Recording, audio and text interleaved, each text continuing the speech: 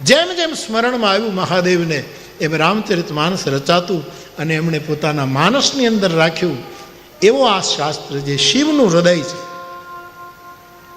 ગીતા એ કૃષ્ણનું હૃદય છે. ગીતા મેં હૃદયમ પાર્થ, ગીતા મારું હૃદય છે, મારી ધડકન છે. એમ આ શાસ્ત્ર જેનો મહિમા આજે પહેલા દિવસે કહેવાનો હોય એ શિવજીનું ધડકતું હૃદય છે. ભગવાન રામનું હૃદય કોણ? કૃષ્ણનું હૃદય ગીતા, શિવનું હૃદય રામચરિત માનસ. તો રામનું હૃદય શું? રામનું હૃદય એના સાધુઓ.